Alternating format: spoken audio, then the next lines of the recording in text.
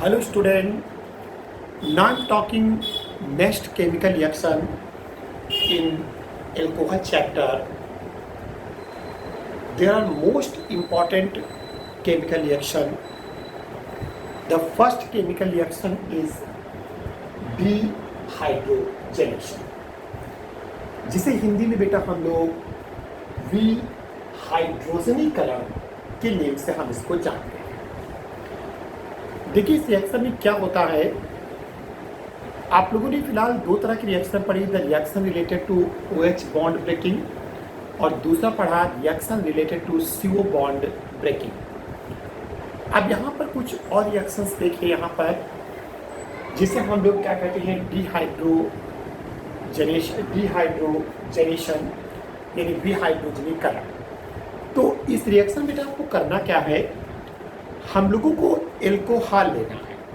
क्या लेना है? एल्कोहल, किसी भी टाइप का एल्कोहल लीजिए, प्राइमरी सेकेंडरी टर्सरी आपकी मर्जी। और उस एल्कोहल को हम लोग एक कॉपर की ट्यूब लेंगे और उस कॉपर की ट्यूब को हम लोग 300 degree Celsius temperature 300 degree Celsius temperature पर उसको हीट करते हैं, जिससे वो जो कॉपर की ट्यूब होती है वो रेड हॉट हो जाती है, खून जैसी लाल हो जाती है। समझिए, तो हमने क्या किया, एल्कोहल लिया, चाहे प्राइमरी सेकेंडरी टर्सरी में से कोई भी एल्कोहल लीजिए, और उसकी वेपर को, किसकी? एल्कोहल की वेपर को, जो भी आप ले रहे हैं, चाहे आप प्राइमरी लीजिए चाहे सेकेंडरी या टर्सरी लीजिए, उसकी वेपर को हमें यहाँ पर कॉपर ट्यूब जो कि रेड हॉट हो चुका है 300 डिग्री सेल्सियस टेम्परेचर पर, उसमें हमें उसको पास करना है। जैसे हम पास करेंगे तो हम लोग क्या देखेंगे कि अगर वो प्राइमरी एल्कोहल हुआ, अगर प्राइमरी एल्कोहल आपने पास किया तो आप देखेंगे एल्डिहाइड निकलेगा। अगर आपने सेकेंडरी एल्कोहल पास किया तो आप देखेंगे कि कीटोन निकलेगा। और अगर आपने टर्सरी एल्कोहल पास किया तो आप देखेंगे कि एल्कीन का कंपाउंड फॉर्म होगा।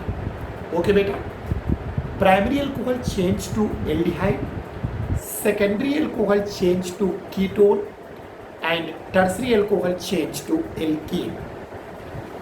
इन case of primary and secondary alcohol hydrogen gas निकलती है, लेकिन टर्सरी एल्कोहल के केस में हाइड्रोजन गैस नहीं बल्कि वाटर का मॉलिक्यूल क्या होता है, इलिमिनेट होता है, और उस केस में आपको एल्कीन फॉर्म मिलता है। तो चलिए हम लोग बात करते हैं, क्या कहा हमने, अगर हम डिहाइड्रोजनेशन की बात करें तो उसकी लैंग्वेज इंपॉर्टेंट लिख लीजिए। When vapour of alcohol, when vapour of alcohol is passed over red hot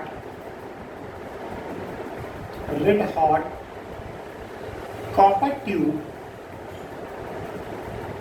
at 300 degree Celsius temperature, आप इसको 273 ऐड करके 573 कैलोरी भी कर सकते हैं। 300 डिग्री सेल्सियस टेम्परेचर मैंने कहा, when vapour of alcohol is passed over red hot copper tube at 300 degree Celsius temperature, तो आप क्या कहेंगे,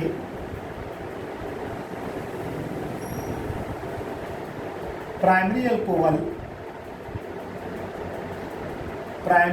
alcohol change to aldehyde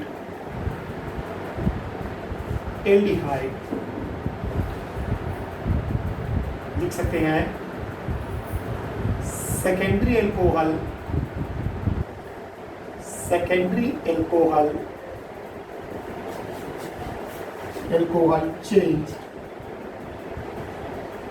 change to ketone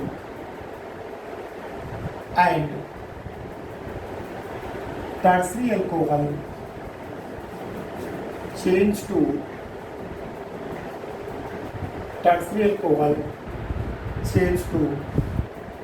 alkene. Tertiary alcohol change to alkene. Okay, तो मैंने क्या लिखा, when vapour of alcohol is passed over red hot copper tube at 300 degree Celsius temperature, primary alcohol change to aldehyde, secondary alcohol change to ketone and tertiary alcohol change to alkene. This reaction is called this reaction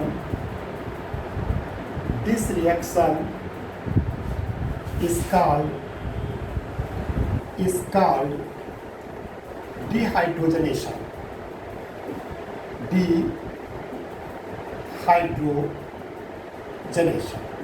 okay बेटा, dehydrogenation हम हिंदी में भी लिख सकते हैं, जब alcohol की वाष्प को रेड हॉट कॉपर ट्यूब में 300 डिग्री सेल्सियस या 573 केल्विन टेम्परेचर में प्रवाहित करते हैं तो प्राइमरी एल्कोहल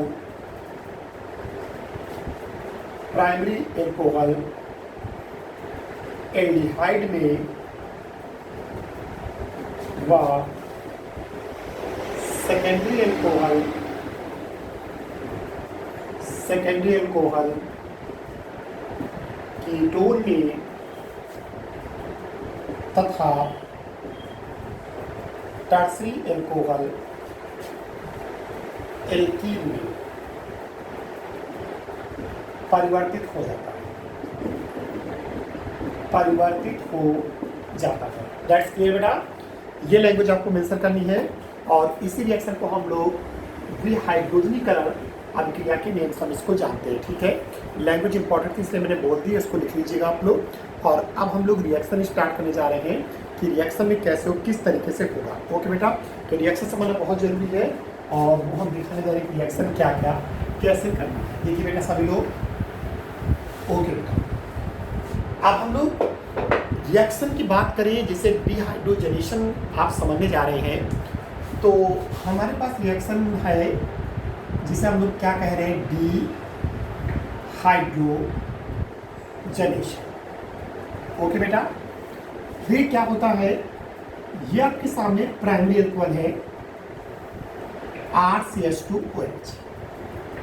आपको इसको कॉपर के ऊपर 300 डिग्री सेल्सियस यानी कॉपर ट्यूब में आपको 300 डिग्री सेल्सियस टेम्परेचर में पास करना है और एल्कोहल की आपको वाइपर यूज करनी है। ठीक है बेटा, एल्कोहल की आपको वाइपर लेनी है और उसे रेड हॉट कॉपर ट्यूब में आपको 300 डिग्री सेल्सियस टेम्परेचर में पास करना है। जब आप इस एल्कोहल की वेपर को इस कॉपर ट्यूब के अंदर पास करेंगे तो यहाँ से हाइड्रोजन गैस बाहर होगी। कैसे बेटा, आपके पास आप लोग CH2 को क्या लिख सकते हो, CS सिंगल बॉन्ड H भी लिख सकते हो, O single bond H। Okay बेटा, तो एक हाइड्रोजन आपको इस ऑक्सीजन से लेना है, दूसरा हाइड्रोजन इस कार्बन से लेना, और यहाँ से आपको दिख रहा होगा, यहाँ से बेटा हमारा H2 गैस क्या हो जाएगा बाहर। और जब हाइड्रोजन बाहर होगा तो जब 2 सिग्मा हटेगा तो एक पाई आएगा। तो आप समझ सकते हैं कंपाउंड आपका RCH डबल बॉन्ड O, और इस तरह से हाइड्रोजन गैस बाहर हो जाएगी। तब इसका नाम पड़ा, डी का मतलब निकलना, हाइड्रोजन निकलना, इसलिए इस रिएक्शन का नाम पड़ा डिहाइड्रोजनेशन के नेम से हम जानते हैं। और देखिए बहुत ही मोस्ट इम्पॉर्टेंट रिएक्शन है, आपको कन्वर्जन में बहुत ज़्यादा यूज करना पड़ेगा। कभी भी आपको एल्कोहल को एल्डिहाइड में कन्वर्ट करना हो तो आप डिहाइड्रोजनेशन यूज करिए, आपका एल्कोहल प्राइमरी एल्कोहल आपका एल्डिहाइड में कन्वर्ट हो जाएगा और हाइड्रोजन गैस आपका बाहर हो जाएगा। ओके, अब अगर हम R को हटाकर H कर देते हैं तो आप समझ सकते हैं SCH2OH, और जब हम इसको कॉपर ट्यूब के ऊपर 300 डिग्री सेल्सियस में पास करेंगे तो एक H यहाँ से, एक H यहाँ से, 2 सिग्मा हटेगा एक पाई, तो मेरे कहने मतलब पूरा का पूरा जो CH2OH होगा वो CH2 में चेंज हो जाएगा और आपके सामने SCHO ये कंपाउंड क्या बन चुका है इस समय, फॉर्मेल्डिहाइड। ओके बेटा, फॉर्मेल्डिहाइड और हाइड्रोजन गैस आपकी क्या हो जाएगी, बाहर हो जाएगी। ठीक, अब सबसे छोटा आ लिख देते हैं CH3, CH2OH, this is ethyl alcohol. पहला कौन सा था, ये मिथाइल। अगर H आप यहाँ पर लेंगे तो ये CH3 होगा। तो इसे बेटा हम लोग क्या कह रहे थे, मिथाइल एल्कोहल। और ये आपके सामने बेटा कौन सा एल्कोहल है, एथाइल एल्कोहल हुआ, ध्यान समझिएगा। और इसे जब आप कापा ट्यूब में पास करेंगे तो आपको मालूम कि पूरा का पूरा जो CH2H होता है, हाइड्रोजन गैस को इलिमिनेट करके बाहर करके वो CHO में कन्वर्ट होगा। और इस तरीके से आपके पास CH3CHO बनेगा और हाइड्रोजन गैस बाहर होगा। तो इसे हम लोग एसेटल्डिहाइड के नेम से हम इसको जानेंगे। तो आप समझ रहे होंगे, methyl alcohol change to formaldehyde, ethyl alcohol change to acetaldehyde. तो इस तरीके से आपका जो प्राइमरी एल्कोहल होगा वो एल्डिहाइड में कन्वर्ट हो जाएगा। हाइड्रोजन गैस इस तरह से क्या होगी, बाहर होगी। तो इस रिएक्शन को डिहाइड्रोजनेशन के नेम से हम इसको जानेंगे। चलिए फटाफट नोट करिए, प्राइमरी एल्कोहल का है। अब इसके बाद हम सेकेंडरी और टर्सरी एल्कोहल का भी देखेंगे कि कैसे और किस तरीके से वहाँ पर रिएक्शन कंप्लीट होगी। ओके, तो नोट कर लीजिए फटाफट बेटा।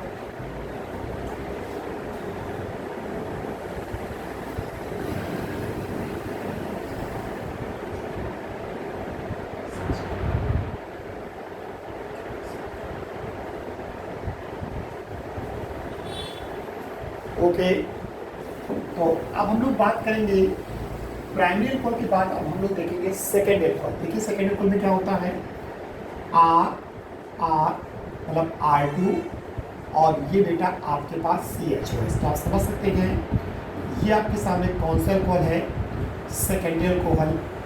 और यहाँ पर जब आप कॉपर ट्यूब की पेज में 300 डिग्री से जब पास करेंगे तो उस कंडीशन में एक H यहाँ से लेंगे, एक H यहाँ से, 2 सिग्मा हटेगा, बीच में एक पाई आएगा। तो उस कंडीशन में आपके पास जो प्रोडक्ट बनेगा वो C डबल बॉन्ड O, यानी आप समझ सकते हैं कि आपके सामने क्या फॉर्म हो जाए, कीटोन। और यहाँ से हाइड्रोजन गैस क्या हो जाएगी, बाहर हो जाएगी। ठीक है बेटा, अब आगे CH3 लिखेंगे तो यहाँ पर CH3, ये CH3, ये CHOH। तो इसे हम लोग क्या कहेंगे, सेकेंडरी प्रोपाइल एल्कोहल। तो इसे सेकेंडरी प्रोपाइल एल्कोहल, या फिर मैंने आपसे कहा था कि 3 कार्बन में सेकेंडरी और आइसो बराबर होता है, तो आप इसको सेकेंडरी प्रोपाइल एल्कोहल भी कह सकते हैं, या अदरवाइज बेटा आप इसको आइसो प्रोपाइल एल्कोहल भी कह सकते हैं। ओके बेटा, तो आप इसके 2 नेम हो सकते हैं, या तो आप इसको सेकेंडरी प्रोपाइल एल्कोहल कहिए, या अदरवाइज आप इसको आइसो प्रोपाइल एल्कोहल भी कह सकते हैं। और उस कंडीशन में कॉपर की प्रेजेंस में आप 300 डिग्री सेल्सियस टेम्परेचर जब पास करेंगे तो आप क्या देखेंगे, एक H यहाँ से और एक H यहाँ से 2 सिग्मा हटेंगे, 2 हाइड्रोजन हटेंगे, मतलब 2 सिग्मा हटेंगे और बीच में एक पाई बॉन्ड क्रिएट होगा। तो उस कंडीशन में यहाँ पर CH3 और ये CH3 और ये C डबल बॉन्ड O, और इस तरह से हाइड्रोजन गैस बाहर होगी। तो इसे हम लोग बेटा क्या बोलेंगे, एसीटोन। तो आपने देखा कि हम लोगों ने जब आइसो प्रोपाइल एल्कोहल या फिर हम सेकेंडरी प्रोपाइल एल्कोहल की बात करते हैं तो उससे हमें एसीटोन फॉर्म हो जाता है। यानी मेरे कहने का मतलब हुआ कि जब प्राइमरी एल्कोहल को पास करते बेटा तो एल्डिहाइड बनता है, और सेकेंडरी एल्कोहल के पास करने से आपको कीटोन यहाँ पर क्या होगा, फॉर्म होगा। ओके बेटा, चलिए फटाफट ये भी नोट कर लीजिए। इससे भी हम लोग डिहाइड्रोजनेशन कहते हैं, क्योंकि इसमें भी हाइड्रोजन गैस क्या हो रही है, बाहर हो रही है। ओके बेटा,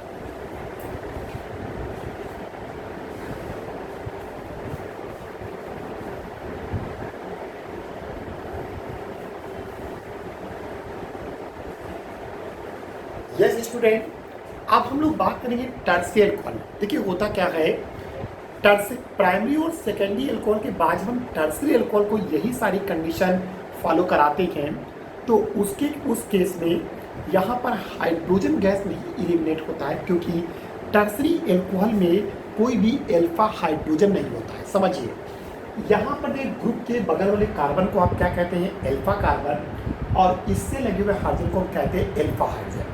तो प्राइमरी एल्कोहल में एल्फा हाइड्रोजन होता है, सेकेंडरी अल्कोहल में अल्फा हाइड्रोजन होता है, लेकिन टर्सरी अल्कोहल में अल्फा हाइड्रोजन नहीं होता है। और जब अल्फा हाइड्रोजन नहीं होता है तो हाइड्रोजन गैस नहीं निकल पाती है, और उस कंडीशन में यहाँ पर वाटर का मॉलिक्यूल एलिमिनेट होता है। और जब वाटर का मॉलिक्यूल एलिमिनेट होगा तो हमें इसे डिहाइड्रोजनेशन नहीं, बल्कि हम लोगों को इसे डिहाइड्रेशन बोलना चाहिए, क्योंकि हाइड्रोजन गैस नहीं, यहाँ वाटर निकल रहा है, तो इसे फिर हम लोग डिहाइड्रेशन के नेम से हम इसको जानेंगे। चलिए हम आपको बताते हैं कैसे। तो देखिए, अगर हम लोग टर्सरी अल्कोहल की बात करते हैं तो सभी लोगों को मालूम है कि टर्सरी अल्कोहल में क्या होता है, ये C, ये R, एक एल्काइल ग्रुप ये और एक एल्काइल ग्रुप ये, और ये आपके सामने OH। तो ये आपके सामने कौन सा अल्कोहल है बेटा, this is a tertiary alcohol. और इसको अगर कॉपर ट्यूब की प्रेस में 300 डिग्री सेल्सियस टेम्परेचर में पास करेंगे तो आप समझ सकते हैं कि इस कार्बन पे देखिए ग्रुप के बगल वाले कार्बन को आप क्या कहते हो, अल्फा कार्बन। और आप देख रहे होंगे इस अल्फा कार्बन में कोई भी हाइड्रोजन नहीं है, तो यहाँ पर हाइड्रोजन गैस निकलने वाला नहीं है। तो फिर यहाँ पर क्या होता है, वाटर निकलता है। तो कैसे निकलेगा, इसका एग्जाम्पल लेके बताते हैं। सबसे छोटा लिखते CH3, ये लीजिए, ये CH3, ये सिंगल बॉन्ड CH3, ये सिंगल बॉन्ड CH3 और ये OH। ओके बेटा, कॉपर ट्यूब के बेस में 300 डिग्री सेल्सियस टेम्परेचर पर देखिए इस कार्बन से OH आप हटाएंगे। देखिए अभी तक क्या करते थे, हाइड्रोजन गैस निकलते थे, लेकिन अब यहाँ हाइड्रोजन है बल्कि वाटर निकलेगा। तो कैसे बेटा, इस कार्बन से आप OH हटाएंगे और इसके जस्ट बगल वाले कार्बन से H, तो ये भी जस्ट बगल में है, ये भी जस्ट बगल में, ये तीनों में से किसी भी कार्बन से आप H को हटा दीजिए। अगर हम यहाँ से H को हटाएंगे तो ये सिंगल डबल में आ जाएगा, अगर यहाँ से H को हटाएंगे तो ये सिंगल डबल में आएगा, अगर यहाँ से H को हटाएंगे तो ये सिंगल डबल में आ जाएगा। तो चलिए मैं लास्ट नीचे वाले से हटा दे रहा हूँ। तो ये CH3 आपका अपनी जगह पे, ये सिंगल बॉन्ड ये CH3 होगा, और ये सिंगल जो होगा वो डबल में आएगा। मैं सामने इस तरह से करके लिखे दे रहा हूँ CH2, और वाटर का मॉलिक्यूल बाहर का समझ सकते हैं, या हाइड्रोजन गैस नहीं निकल रहा है तो फिर इसे हमको डिहाइड्रेशन बोलना चाहिए। क्या बोलना चाहिए, डिहाइड्रेशन, क्योंकि हाइड्रेशन मतलब होता है वाटर का, और डी का मतलब निकलना, क्योंकि यहाँ पर वाटर निकल रहा है तो इसे हमें डिहाइड्रोजनेशन नहीं बल्कि हमें इसे डिहाइड्रेशन कहना चाहिए। तो इस तरीके से डिहाइड्रेशन यहाँ फॉलो होता है, और आपका एल्कीन कंपाउंड क्या हो जाएगा, फॉर्म हो जाएगा, जिसे आइसोब्यूटिलीन के नेम से हम इसको जानेंगे। और इस तरीके से ये रिएक्शन आपकी कंप्लीट हुई। तो ये एक, अभी मैं आपको बताऊंगा कि अगर आपसे कोई पूछता है कि प्राइमरी, सेकेंडरी और टर्सरी अल्कोहल मैं अगर आपको दे रहा हूँ तो उसमें आप किस तरह से डिस्टिंक्शन करेंगे, यानी उसमें विभेद कैसे करेंगे कि कौन प्राइमरी, कौन सेकेंडरी, कौन टर्सरी है। तो बहुत ही सिंपल है, अगर आपके पास प्राइमरी, सेकेंडरी, टर्सरी है तो प्राइमरी अल्कोहल होगा तो एल्डिहाइड बनाएगा, जो कि पंजेंट स्मेल वाला होता है, बहुत ही तीव्र गंध होती है, तो तुरंत पहचान लिया जाता है कि प्राइमरी अल्कोहल पास किया गया। अगर सेकेंडरी अल्कोहल पास में कीटोन, कीटोन कैसा होता है, स्वीट स्मेलिंग वाला होता है, उससे पहचान लिया जाता है। और जो अगर टर्सरी अल्कोहल पास करेंगे तो एल्कीन बनेगा जो ऑर्डरलेस होगा, तो तुरंत हम लोग पहचान लेंगे कि वो टर्सरी अल्कोहल होगा। तो इस तरह से प्राइमरी, सेकेंडरी और टर्सरी अल्कोहल में डिस्टिंक्शन भी इस रिएक्शन के थ्रू आप आराम से कर सकते हैं। तो ये रिएक्शन नोट कर लीजिए, बहुत ही इंपॉर्टेंट है। इसे हम लोग क्या कहेंगे, डिहाइड्रोजनेशन। लेकिन याद रखिए टर्सरी अल्कोहल में डिहाइड्रोजनेशन नहीं बल्कि डिहाइड्रेशन होता है। ओके बेटा, नोट कर लीजिए।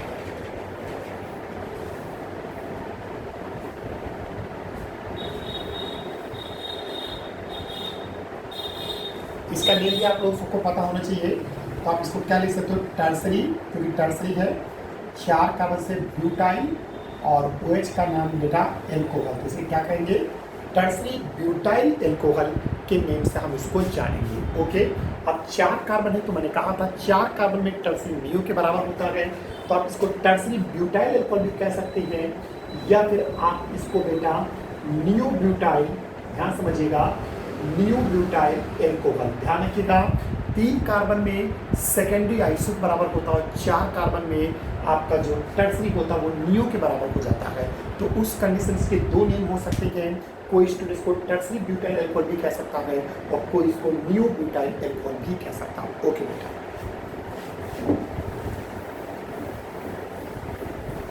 चलिए ये कंप्लीट हुई आपका डिहाइड्रोजनेशन। और अब हम लोग देखेंगे उसे कहेंगे डिहाइड्रेशन। तो चलिए बात करते हैं डिहाइड्रेशन कैसे कराएंगे। तो देखिए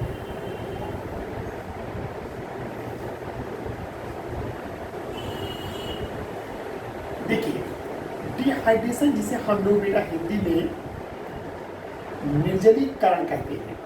ओके बेटा, तो डिहाइड्रेशन जिसे हम लोग हिंदी में क्या कहते हैं, निर्जलीकरण। तो हम लोग डिहाइड्रेशन कराने जा रहे हैं, यानी एल्कोहल से वाटर के मॉलिक्यूल को बाहर करने जा रहे हैं। क्या करेंगे सुनिए, हम लोग को क्या करना है कि जो एल्कोहल हमारे पास है, ठीक है, तो अगर हमारे पास एल्कोहल है उसे हम लोग कंसनट्रेटेड H2SO4 की प्रेजेंस में 160 टू 170 डिग्री सेल्सियस टेम्परेचर पर हीट करेंगे। देखिए बेटा ध्यान से, जैसे मैंने कहा कि हमारे पास क्या है, R सिंगल बॉन्ड CH2OH जिसका प्राइमरी एल्कोहल, और इसे हम लोग क्या करेंगे, कंसनट्रेटेड H2SO4 की प्रेजेंस में 160 टू 170 डिग्री सेल्सियस टेम्परेचर पर हम लोग इसको हीट करेंगे। समझिए, अगर इस RCH2OH यानी प्राइमरी एल्कोहल को कंसनट्रेटेड H2SO4 बेस में 160 से 170 डिग्री सेल्सियस टेम्परेचर पर हम हीट करते हैं तो वाटर का मॉलिक्यूल बाहर होगा। और कैसे वाटर का मॉलिक्यूल बाहर होगा, देखिए ध्यान से। तो वाटर का मॉलिक्यूल कैसे बाहर होगा, जिस कार्बन से पहले OH आप चेक करिए, क्योंकि वाटर को निकलने के लिए हमें क्या चाहिए, H2O। अब H2O के लिए हमें क्या चाहिए बेटा, आप समझ सकते हैं, एक H चाहिए और एक हमको OH चाहिए। ठीक, अब कंडीशन है OH हमारे पास है लेकिन H कहाँ से लेंगे, तो इसके लिए हमें क्या करना, मैं इसका एक कंपाउंड लेता हूँ पहले। तो मैंने यहाँ पर ले लिया R की जगह पर CH3 लिख लिया, मिथाइल ग्रुप, और ये यहाँ पर CH2OH। तो आपके सामने ये एथाइल एल्कोहल हो, और इस एथाइल एल्कोहल को जब आप कंसनट्रेटेड H2SO4 के प्रेस में 160 टू 170 डिग्री सेल्सियस पे हीट करेंगे, तो देखिए यहाँ पर क्या होगा कि इस कार्बन से आप OH लीजिए और उसके जस्ट बगल वाले कार्बन से आप H लेंगे। जब देखिए इस कार्बन से आप OH हटाएंगे और उसके जस्ट बगल वाले कार्बन से H, तो हम इसको ऐसे भी लिख सकते हैं CH3 को CH2 सिंगल बॉन्ड H और ये CH2 single bond OH। Okay बेटा, और यहाँ से देखिए इस कार्बन से OH और यहाँ से H, तो आपके सामने यहाँ से वाटर का मॉलिक्यूल बाहर हो जाएगा, और जब वाटर हटेगा तो 2 सिग्मा हटेंगे तो बीच में एक पाई आएगा, और उस कंडीशन में CH2 डबल बॉन्ड CH2 और वाटर का मॉलिक्यूल बाहर हो जाएगा, और इस तरीके से आपके पास एथिलीन का कंपाउंड फॉर्म होगा। समझ गए होंगे आप लोग कि यहाँ पर बहुत ही सिंपल सा है कि वाटर का मॉलिक्यूल जब आप बाहर करेंगे तो वाटर का मॉलिक्यूल बाहर करना बहुत आसान है। आप ये चेक करिए कि OH आपका किस कार्बन पे लगा हुआ है। ठीक, जिस कार्बन पर OH लगा हो उसके जस्ट बगल वाले कार्बन से आप H लेंगे, और एक रूल होता है सेटजेफ रूल। सेटजेफ रूल ये कहता है कि आप हाइड्रोजन वहीं से हटाएंगे जहां पर पहले से ही हाइड्रोजन का नंबर कम होगा। समझिए मेरी बात को। तो सेटजेफ रूल अभी मैं आएगा भी बताऊंगा, लेकिन फिलहाल यहाँ पर कोई सेटजेफ रूल नहीं लग रहा है, क्योंकि जिस कार्बन से आप OH हटाएंगे उसके जस्ट बगल में केवल एक ही कार्बन है, तो वहीं से आपको H हटाना है। तो मैंने उससे H हटा दिया, यहाँ से OH, और जब इस तरह से H और OH मिलकर वाटर को हटाएंगे तो 2 सिग्मा हटने से बेटा यहाँ पर एक पाई बॉन्ड क्या हो जाएगा, क्रिएट हो जाएगा, और जिससे आपको एल्कीन कंपाउंड क्या हो जाएगा, फॉर्म हो जाएगा।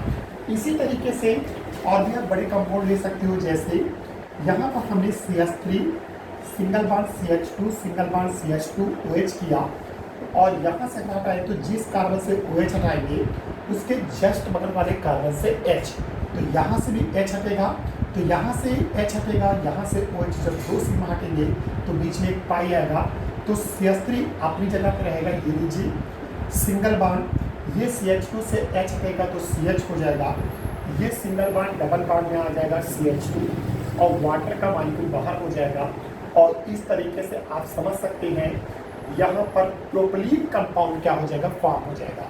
तो देखिए एथाइल एल्कोहल जो था वो एथिलीन में चेंज हो चुका है, और प्रोपाइल एल्कोहल जो था वो प्रोपीन में चेंज हो चुका है। अभी यहाँ पर सेटजेफ रूल नहीं है। अब मैं आपको सेटजेफ रूल के अकॉर्डिंग बताता हूँ ठीक है, तो इसे सब करिएगा आप लोग। और अगर मैं सेटजेफ रूल के अकॉर्डिंग बात करूँ तो सेटजेफ रूल में यहाँ पर ये कंपाउंड ले रहा हूँ, जैसे हल्का CH3 सिंगल बॉन्ड क्या कर दे यहाँ पर CH2 सिंगल बॉन्ड CHOH और सिंगल बॉन्ड CH3। ओके बेटा, ये यहाँ पर है। अब देखिए इसको, अब यहाँ पर ये हुआ कि इस कार्बन से अगर हम OH हटाएंगे तो उसके जस्ट बगल वाले से H हटाना है, तो जस्ट बगल ये भी है, जस्ट बगल ये भी है। अब अगर यहाँ से हटाते हैं तो CH3 सिंगल बॉन्ड यहाँ से हटाएंगे तो ये CH होगा और ये सिंगल बॉन्ड आपका डबल बॉन्ड में आएगा और ये CH बेटा सिंगल बॉन्ड क्या होगा CH। ठीक है, एक कंपाउंड, यहाँ पर दो कंपाउंड बनने के चांसेस होंगे। एक कंपाउंड तो ये बनेगा जिसे हम लोग ब्यूटीन 2 के नेम से हम इसको जानेंगे।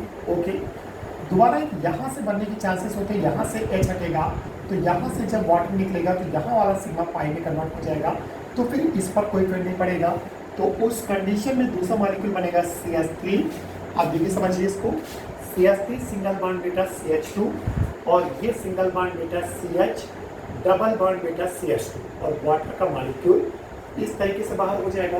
तो अब अगर आप देखें तो यहाँ पर क्या फॉर्म हो रहा है, यहाँ पर आपका ब्यूटीन 1, तो देखिए दो तरह से मॉलिक्यूल फॉर्म हो रहे हैं। एक आपके सामने ब्यूटीन 2 बन रहा है और दूसरा आपके सामने ब्यूटीन 1। तो क्या होता है कि ब्यूटीन 1 जो होता है वो सिमेट्रिकल फॉर्म में होता है और इसके चांसेस बेटा 80% होते हैं। ठीक है, और इसके चांसेस केवल कितने होते हैं बेटा 20% होते हैं। तो उस हिसाब से अगर देखें तो यहाँ पर ये जो यानी मेरे घर में जो यहाँ पर मेन प्रोडक्ट बनना है, तो यहाँ पर जो मेन प्रोडक्ट आपका है तो वो मेन प्रोडक्ट आपका ब्यूटीन 2 है और इसी को आप मेजर प्रोडक्ट मानेंगे और इसे आप चाहे तो निगलेक्ट कर दीजिए। तो ये मेजर प्रोडक्ट है जो किसकी अकॉर्डिंग बना है, सेटजेफ रूल। तो सेटजेफ रूल मेरे बताने का तरीका है, सेटजेफ रूल का मतलब होता पुअर बिकम्स मोर पुअर, यानी मेरे कहने मतलब है जिस कार्बन में हाइड्रोजन का नंबर कम हो तुम्हें वहीं से हाइड्रोजन को हटाना है और वाटर के फॉर्म में उसको बाहर निकालना है। तो यहाँ पर सेटजेफ रूल में याद रखना पुअर बिकम्स मोर पुअर, यानी गरीब बेचारा और गरीब, यानी जहाँ पर कार्बन में यानी जिस कार्बन में हाइड्रोजन में गरीबी छाई हो वहाँ पर तुम्हें और गरीबी लाना है। तो उसके अकॉर्डिंग आप बनाएंगे तो आपका मेन प्रोडक्ट आसानी से फॉर्म हो जाएगा और इस तरीके से आप पुअर बिकम्स मोर पुअर को फॉलो करते हुए सेटजेफ रूल लगाइए और अपने मेन प्रोडक्ट को फॉर्म कर सकते हैं। जैसे यहाँ पर हम लोगों ने ब्यूटीन 2 को फॉर्म किया है जो कि 80% बनने के चांसेस होते हैं और जबकि ब्यूटीन 1 के 20%, तो आप इसको डिलीट कर दीजिए। अपना मेन प्रोडक्ट कौन याद रखिएगा, ब्यूटीन 2। ओके बेटा, इसके हम लोग कुछ मैकेनिज्म की भी बात कर लेते हैं कि देखिए यहाँ पर क्या होता है कि जब आप लोग इसको कंसंट्रेटेड H2SO4 फेस में 160 से 170 डिग्री सेल्सियस हीट करते हैं तो सबसे पहले जो H2SO4 हमारा ब्रेक होता है बेटा वो H पर प्लस और HSO4 पर माइनस आता है। ठीक है बेटा, sulphuric acid is break down into H plus and HSO4 minus. अब आप समझ सकते हैं कि जैसे यहाँ पर एथाइल अल्कोहल हमने लिखा CH3CH2OH, ये लीजिए, इसके पास 2 लोन पेयर हैं। अब इस पर जब H प्लस आपका अटैक करेगा तो H प्लस अटैक कहाँ करेगा, किस तरह से एक्शन पर अटैक करेगा आप समझ सकते हैं। मैंने लास्ट में बताया था आपसे, तो CH3CH2OH और ये हाइड्रोजन के साथ बनेगा और O पर पॉजिटिव चार्ज आएगा और इस तरह से ये आक्सोनियम कंपाउंड बनेगा जो कि कैसा होगा, अनस्टेबल। तो उसके अनस्टेबल से ब्रेकिंग होगी तो आप समझ सकते हैं कि CH3 सिंगल बॉन्ड ये CH2 ये O सिंगल बॉन्ड इस तरीके से होगा। ओके बेटा, और यहाँ पर जब इस तरह से प्लस है तो ये यहाँ से ब्रेकिंग होगी और ब्रेकिंग से यहाँ पर क्या होगा, CH3 single bond CH2 plus और वाटर का मॉलिक्यूल बाहर होगा। तो ये आप समझ सकते हैं ये क्या है, इसे कहते हैं कार्बोनियम आयन, कार्बोनियम आयन। फिर मैं फर्स्ट में जाऊँगा, मैंने आपसे कहा था कि कार्बोनियम आयन में जो सबसे ज़्यादा स्टेबल होता है वो कौन सा होता है, टर्सरी होता है। समझिए कार्बोनियम आयन में जो सबसे ज़्यादा स्टेबल होता कौन सा होता है? टर्सरी होता है, उसके बाद सेकेंडरी, उसके बाद प्राइमरी। ठीक है, तो टर्सरी सबसे ज़्यादा स्टेबल होता है। तो जब टर्सरी सबसे ज़्यादा स्टेबल है तो डिहाइड्रेशन का जो सीक्वेंस होता है वो सबसे ज़्यादा कहाँ होगा? टर्सरी एल्कोहल में, उसके बाद सेकेंडरी एल्कोहल में, उसके बाद प्राइमरी। एक तो आप ऐसे ही समझ सकते हो। फिर समझ लीजिए कि कार्बोनियम आयन फॉर्म हो रहा है, और कार्बोनियम आयन में सबसे ज़्यादा स्टेबल कौन होता है? टर्सरी। टर्सरी सबसे ज़्यादा स्टेबल, फिर सेकेंडरी, फिर प्राइमरी।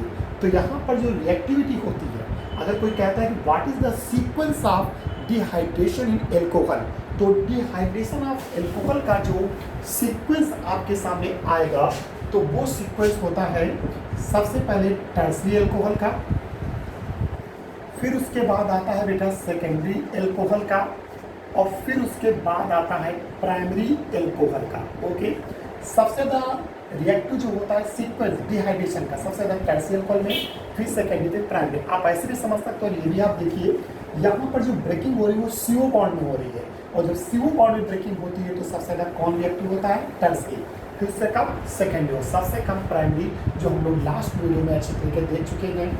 अब यहाँ से क्या होगा इस मैकेनिज्म में, आपके पास CH3CH2 है तो आप इसको H single bond CH2 single bond CH2 plus, अब यहाँ से ये हाइड्रोजन की ब्रेकिंग होगी इस तरीके से, और ब्रेकिंग होकर ये इलेक्ट्रॉन इस तरह से शिफ्ट होंगे, तो यहाँ से क्या बनेगा? CH2, और जब यहाँ से बॉन्ड ब्रेक होगा तो 2 इलेक्ट्रॉन आएंगे, यहाँ से H+ निकलेगा, और जब 2 इलेक्ट्रॉन इस कार्बन पर आएंगे, या फिर आप ऐसे समझ सकते हैं H+ ऐसे बनेगा, और ये CH2 सिंगल बॉन्ड CH2 पर प्लस, और 2 इलेक्ट्रॉन इसके पास माइनस चार्ज के साथ, समझिए किसके साथ? माइनस चार्ज के साथ। फिर ये 1 इलेक्ट्रॉन इसको प्रोवाइड करेगा तो इस पर प्लस और इस पर minus, plus minus cancel, plus minus cancel, फिर ये दोनों इलेक्ट्रॉन मिलकर एक बॉन्ड फॉर्म करेंगे, और इस तरह से आपका एथिलीन का बॉन्ड फॉर्म हो जाए। तो वही मैं करूँगी, बॉन्ड आगे चल के इधर बॉन्ड बना देगा, तो CH2 double bond CH2 plus H+ बाहर हो जाएगा, फिर H+ और HSO4 माइनस में फिर से HSO4 बना देंगे, और इस तरह से आपका मेन कंपाउंड एथिलीन फॉर्म हो जाएगा। तो इसे सिंपल कहते हैं मैकेनिज्म ऑफ डिहाइड्रेशन, जो बहुत ही बार बोर्ड में पूछी जा चुकी है, तो इसको याद रखिएगा। ये आपके कुछ स्टेप डाल दीजिए, step first, step second, step third, step fourth.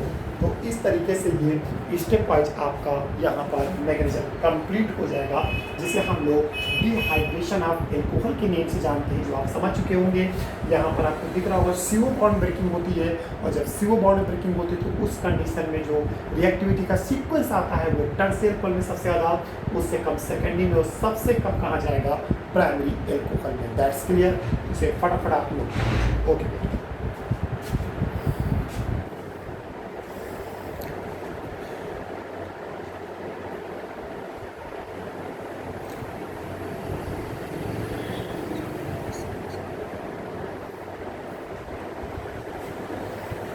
Okay student, अब हम लोग लास्ट सेक्शन देखेंगे, जिसे हम लोग क्या कहेंगे?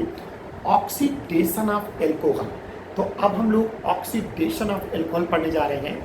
आप लोगों ने एक डिहाइड्रोजनेशन देखा, दूसरा आप लोगों ने डिहाइड्रेशन देखा, और तीसरी रिएक्शन आप देखने जा रहे हैं ऑक्सीडेशन ऑफ एल्कोहल। चलिए स्टार्ट करते हैं। ऑक्सीडेशन ऑफ एल्कोहल की हम लोग बात करते हैं, कैसे और किस तरीके से आप कंप्लीट करेंगे। ओके, तो हम लोग बात करने जा रहे हैं ऑक्सीडेशन ऑफ एल्कोहल। देखिए, ऑक्सीडेशन ऑफ एल्कोहल में क्या होता है, सिंपल आप याद रखिए, जो आपको बेसिकली यूज करना है। अगर हम प्राइमरी एल्कोहल ले लें, देखिए प्राइमरी एल्कोहल का फॉर्मूला है R सिंगल बॉन्ड CH2OH, और इसका हम लोग क्या कराएंगे? ऑक्सीडेशन कराएंगे, वो भी किसके बेस में? K2Cr2O7 प्लस H2SO4 के प्लेस में। देखिए सभी लोग बेटा, तो हम लोग ऑक्सीडेशन कराएंगे K2Cr2O7 प्लस H2SO4, जिसे हम लोग एसिडिफाइड पोटेशियम डाइक्रोमेट कहते हैं। क्या बोलते हैं बेटा? Acidified potassium dichromate. तो एसिडिफाइड H2SO4 के लिए एसिडिफाइड बोलना है, और K2Cr2O7 के लिए पोटेशियम डाइक्रोमेट। ओके, हिंदी में इसको अम्लीय पोटेशियम डाइक्रोमेट के नेम से भी हम लोग इसको जानते हैं। ओके बेटा, तो अब ऑक्सीजन कैसे कराएंगे? देखिए ग्रुप है, ग्रुप के बगल में एल्फा कार्बन है, तो ये हाइड्रोजन इस एल्फा कार्बन के साथ OH फॉर्म करता है। तो इस तरीके से सिंगल बॉन्ड ये CH OH हो जाएगा और ये यहाँ पर OH होगा। अब आप समझ सकते हैं, मैंने कई बार बोला है कि एल्कोहल में जब भी दो OH लगे होंगे तो वो कंपाउंड कैसा होगा, अनस्टेबल।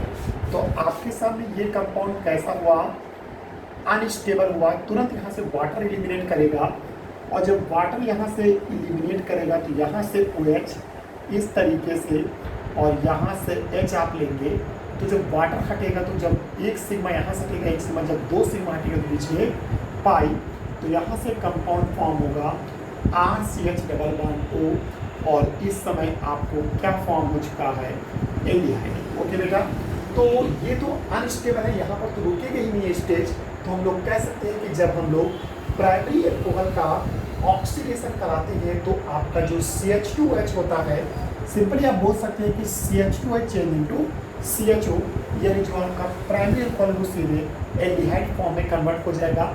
इसका एक बार फिर से आप ऑक्सीडेशन कराएंगे, ये लीजिए फिर से ऑक्सीजन होगा, अभी भी इसके पास ये H है तो फिर से वो H को फॉर्म करेगा, तो single bond C double bond O single bond OH और ये आपके सामने एसिड फॉर्म हो जाएगा। क्या फॉर्म हो जाएगा, एसिड। तो हम लोग इसको सिंपली ऐसे भी लिख सकते हैं लर्न करने के पर्पज से, RCH2H प्राइमरी अल्कोहल है और प्राइमरी अल्कोहल का अगर हम ऑक्सीडेशन कराएंगे तो इसको ऐसे याद रखना कि CH2H change into CHO, R single bond CHO। और जब भी एल्कोहल एल्डिहाइड में आता है तो उस समय वाटर का मॉलिक्यूल बाहर होता है, ठीक है बेटा। तो प्राइमरी पर चेंज टू एल्डिहाइड और वाटर का मॉलिक्यूल बाहर होगा, क्योंकि ये फॉर्म नहीं बनाया क्योंकि ये का अनस्टेबल है। तो CH2H change into CHO, water का मॉलिक्यूल बाहर हो जाएगा। फिर उसके बाद इसका ऑक्सीडेशन होगा, तो CHO जो होगा वो COOH में कन्वर्ट होगा, तो आपके सामने कंपाउंड RCOOH फाइनली आपको एसिड बनकर तैयार हो जाएगा। तो आपने देखा कि आपको ऐसे याद रखना है कि CH2H चेंज इनटू क्या याद रखेंगे कि CH2OH change into CHO and CHO change into COOH। ये पहले प्राइमरी अल्कोहल आपका एल्डिहाइड में कन्वर्ट होता है और फाइनली फिर एल्डिहाइड वो एसिड में कन्वर्ट हो जाता है। और ये इस तरीके से होता है, करना कुछ नहीं है। आपके पास जितने अल्फा कार्बन के पास अगर हाइड्रोजन है तो आप उसको बार बार OH में कन्वर्ट करते जाइए। तो जैसे यहाँ पर ऑक्सीजन है तो ये कार्बन के S से मिलकर OH फॉर्म किया, इत्तेफाक था कंपाउंड अनस्टेबल बना, तो फिर वो वाटर के मॉलिक्यूल एलिमिनेट करके अपने स्टेबल फॉर्म में आएगा जो कि आपको एल्डिहाइड देगा। फिर वो एल्डिहाइड ऑक्सीडाइज होगा तो HO मिलकर क्या बनाएंगे, OH। तो इस तरह से एसिड का मॉलिक्यूल आपको फॉर्म हो जाएगा। तो हम लोग कह सकते हैं कि CH2H change into CHO and CHO change into COOH। ये होता है प्राइमरी अल्कोहल के ऑक्सीडेशन से, जिसमें आपको एक प्रकार से अनकंट्रोल टाइप का होता है। ये रिएक्शन बीच में रुकती नहीं है, एल्कोहल पहले एल्डिहाइड में आएगा फिर एल्डिहाइड फाइनली एसिड में क्या हो जाता है, कन्वर्ट हो जाता है। तो ये होता है ऑक्सीडेशन ऑफ प्राइमरी अल्कोहल। अब हम सेकेंडरी अल्कोहल की बात करने जा रहे हैं, नोट करिए फटाफट से।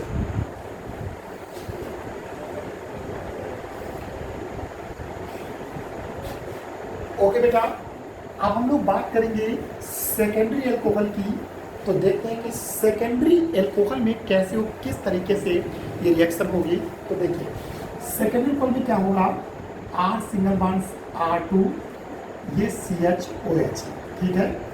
और इसका अगर हम K2Cr2O7 प्लस H2SO4 की फिजिक्स में ऑक्सीजन कराएंगे तो देखिए यहाँ पर ग्रुप है, ग्रुप के बगल में एल्फा कार्बन, तो इसके पास H है, तो H है तो आप OH का फॉर्म करेंगे, R समझ सकते हैं, COH और सिंगल बॉन्ड OH। तो आपको दिख रहा होगा फिर से ये कंपाउंड कैसा होगा, अनस्टेबल, क्योंकि एक कार्बन से जब भी दो H ग्रुप लगे होते हैं तो वापस में ऐड होकर वाटर को एलिमिनेट करते हैं।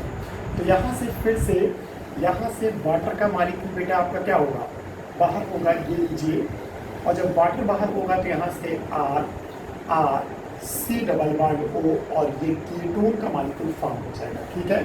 तो आप देख रहे हैं कि जो सेकेंडरी अल्कोहल आपके पास है वो कीटोन में कन्वर्ट हो रहा, अब उसके पास हाइड्रोजन नहीं है तो अब हम उसका ऑक्सीजन नहीं कराएंगे, लेकिन स्ट्रांगली ऑक्सीडेशन उसका हो जाता है, लेकिन आपको फिलहाल अपनी रिएक्शन में यूज अभी नहीं करना है, तो फिलहाल आप यहीं पर रोक दीजिए इसको, वरना फाइनली आप आके देखोगे तो इसका भी ऑक्सीडेशन पॉसिबल है, लेकिन हम लोग नहीं कराएंगे, हम लोग अपनी केमिस्ट्री में यहीं पर रोक देंगे। तो आप बस इतना याद रखिए कि जब प्राइमरी अल्कोहल का कराते हैं तो एल्डिहाइड मिलता है और फिर एल्डिहाइड एसिड में चेंज होता है, लेकिन सेकेंडरी अल्कोहल की बात करें तो वो कीटोन में कन्वर्ट हो जाता है, इसके आगे आपको नहीं कराना, ठीक है। इसी तरह नॉर्मली टर्सरी अल्कोहल की बात करते हैं, RR और ये C सिंगल बॉन्ड OH, और इसका आप ऑक्सीजन कराएंगे तो नॉर्मली नो ऑक्सीडेशन, ठीक है, नो ऑक्सीडेशन नॉर्मली, मैं लिख दे रहा हूँ, नॉर्मली नहीं होता है, लेकिन अगर स्ट्रांगली आप कराएं तो टर्सरी अल्कोहल का भी ऑक्सीडेशन होता है, ठीक है। तो लोग फिलहाल आपको ये ध्यान रखना है कि क्योंकि रिएक्शन में जितना आपको जरूर उतना आप ध्यान रखिए कि प्राइमरी अल्कोहल अगर आप ऑक्सीडाइज कराएंगे तो पहले एल्डिहाइड बनेगा, फिर एसिड, और सेकेंडरी अल्कोहल में कीटोन मिलेगा। टर्सरी अल्कोहल में आपको फिलहाल ऑक्सीडेशन नहीं कराना है। तो इस तरीके से, क्योंकि टर्सरी अल्कोहल के पास कोई भी अल्फा हाइड्रोजन नहीं है, तो नॉर्मली ये ऑक्सीडाइज नहीं हो पाता है, ठीक है। तो primary alcohol change to aldehyde and acid, secondary alcohol change to ketone, tertiary alcohol में आपको लिखाना नो ऑक्सीडेशन। नॉर्मली मैंने लिख दिया है कि नॉर्मली आपको ऑक्सीडेशन नहीं कराना है। तो ये केमिकल रिएक्शन आपकी कंप्लीट हुई अल्कोहल चैप्टर से रिलेटेड। ओके बेटा, और कल हम लोग डिस्टिंक्शन की बात करेंगे कि नेक्स्ट वीडियो में कि कौन कौन से ऐसे रिएक्शंस हैं ये सब ये बता सकते हैं कि हमारा कौन सा प्राइमरी कौन होगा, कौन सेकेंडरी, कौन टर्सरी। ओके बेटा, thank you watching for this video. Okay.